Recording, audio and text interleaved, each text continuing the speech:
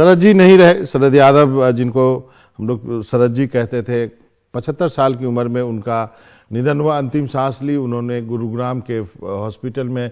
7 बार लोकसभा के सांसद रहे, राज्यसभा में भी रहे और एक लंबा पॉलिटिकल जीवन उनका रहा और इसी पर हम चर्चा करेंगे आज। उनके जाने से निश्चित रूप से समाजवादी धारा की राजनीति करने वाले नेता जो अब गिने चुने बचे थे उनमें शरद जी भी थे और उनके जाने के बाद अब और भी उंगलियों पे गिने जाने लायक जो है उस धरे के नेता हमारे पास बचे हैं। मनीष भी हमारे साथ हैं, उनके पास भी चलेंगे। कुछ चीज़ें आपको शरद जी के बारे में आपको बता दूं। जबलपुर में रहे, जन्मे, वहाँ के जबलपुर यूनिवर्सिटी के छात्र संघ के अध्यक्ष रहे और आपको बता दूं उनके लिए सबसे बड़ी बात थी कि 1974 में जब वो जबलपुर के छात्र संघ के अध्यक्ष थे तब वो चुनाव जीत गए थे और जयप्रकाश नारायण ने जो छात्र आंदोलन शुरू किया था उसके वो टेस्ट केस माने जाते थे, क्योंकि उन्हें 1974 में ही टिकट दिया गया था।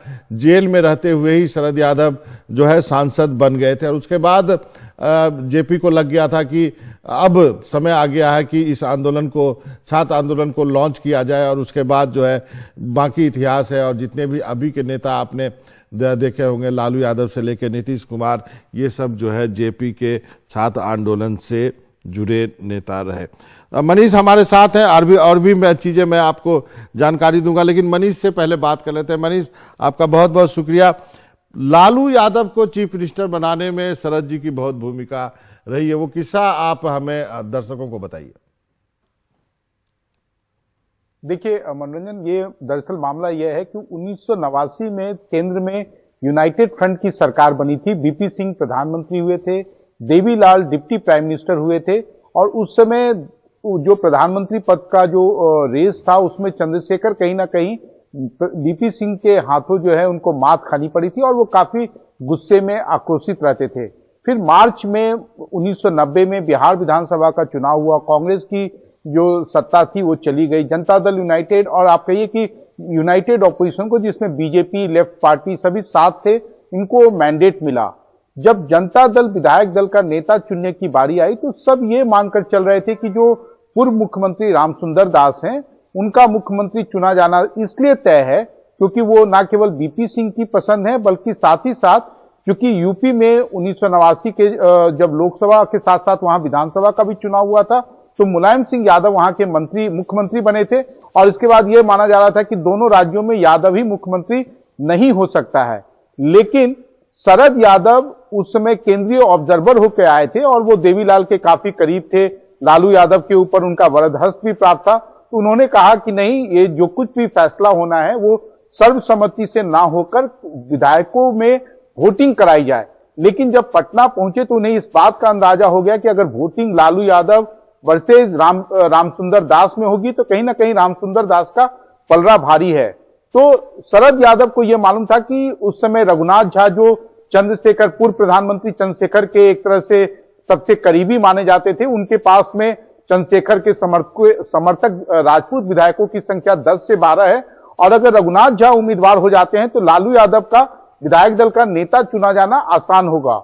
और एक तरह से शरद यादव ने ही चंद्रशेखर को कन्विंस किया कि आप रघुनाथ झा को उम्मीदवार बनाए। रघुनाथ झा उम्मीदवार हुए और जो रामसुंदर दास और लालू यादव में जीत और हार का फासला था वो उतना ही था जितना रघुनाथ झा को वोट आए थे। तो यानी कि आप कह सकते हैं पूरी तरीके से शरद यादव उस 1990 में चाणक्य की भूमिका में थे। और एक और इसी से जुड़ा बड़ा रोचक तथ्य है मनोरंजन कि जब लालू यादव नेता चुन भी लिए गए तो उन्हें उस समय के राज्यपाल यूनुस सलीम जो है उन्हें निमंत्रण नहीं दे रहे थे।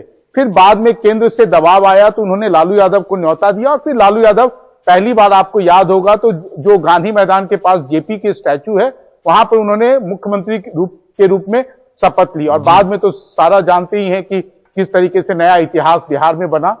निश्चित रूप से शरद जी का चाणक्य की भूमिका निभाई। कुछ और जानकारी आपको दर्शक आपको दे दूं कि 3 बार जो है जेल गए, 69 से 70, 72 में, 75 में। और एक घटना और बता देता हूं कि जब 1976 में इंदिरा गांधी ने जब लोकसभा का कार्यकाल 5 साल से बढ़ाकर 6 साल फिक्स करने का जब उन्होंने कानून वो लाई थी तब 2 सांसदों ने इस्तीफा दिया था और 2 सांसद में एक शरद यादव थे और एक मधु लिमये साहब थे।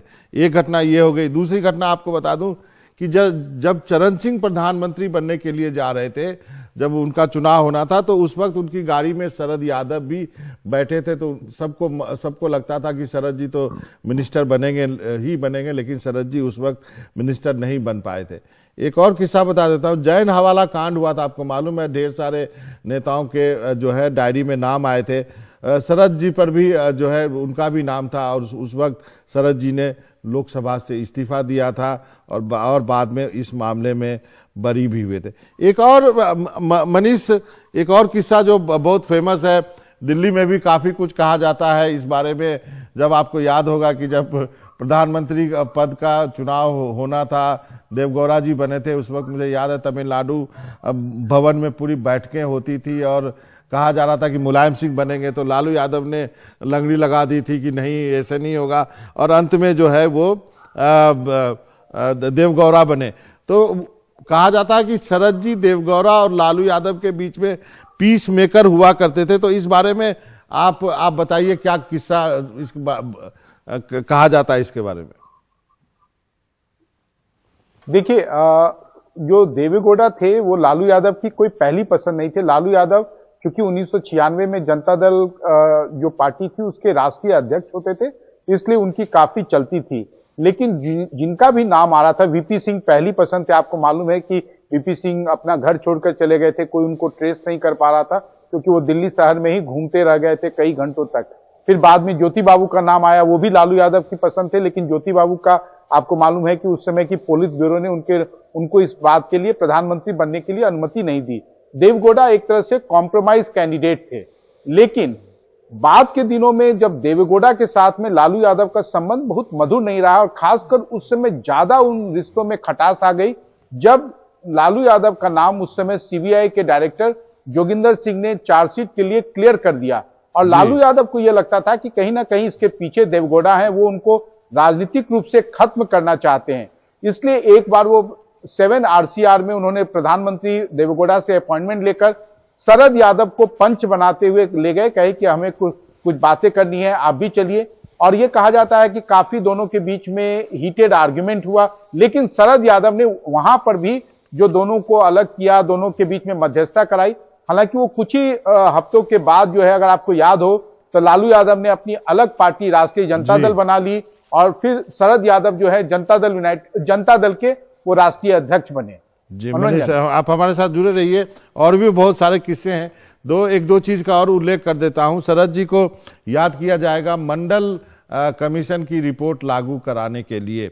जो पहला नाम जिसके बारे में कहा जाता है कि जिन्होंने वीपी सिंह को फोर्स किया या उनको कहा कि आपको कमंडल को न्यूट्रलाइज करने के लिए मंडल कमीशन चाहिए, तो पहला नाम शरद जी का लिया जाता है। रामविलास पासवान भी उस कड़ी में है, लेकिन शरद यादव पहले नेता माने जाते हैं।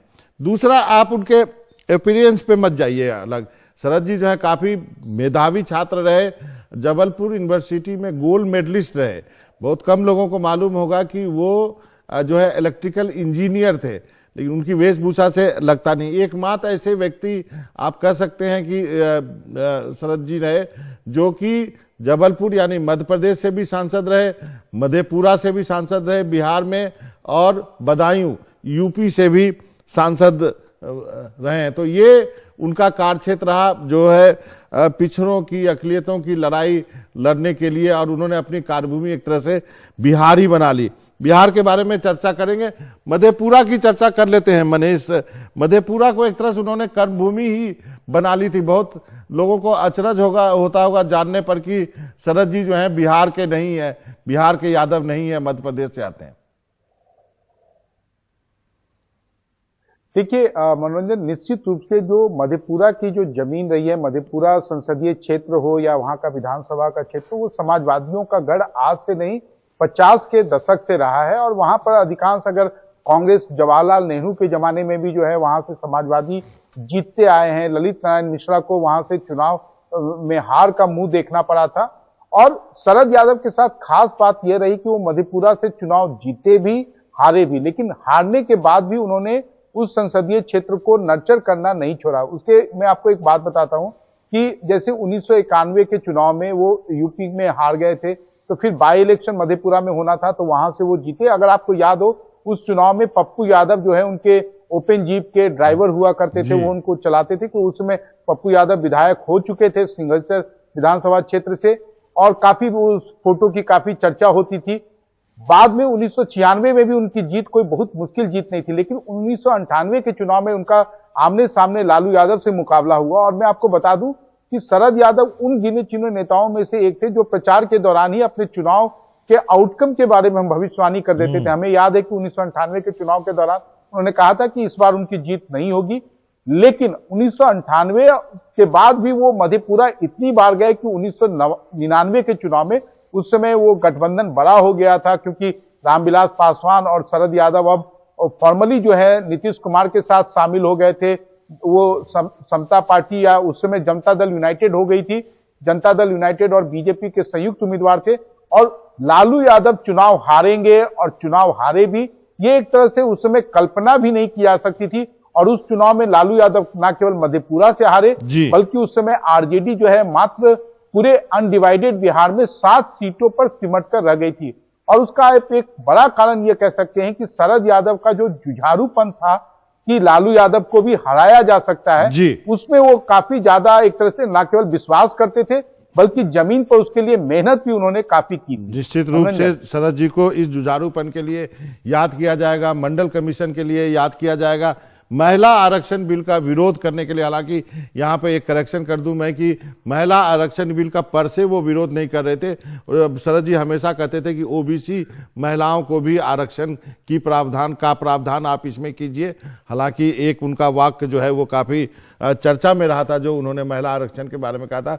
लेकिन कभी कोई दाग जो है शरद यादव पर कोई लगा नहीं सकता, कोई अवसरवादी राजनीति का नहीं लगा सकता।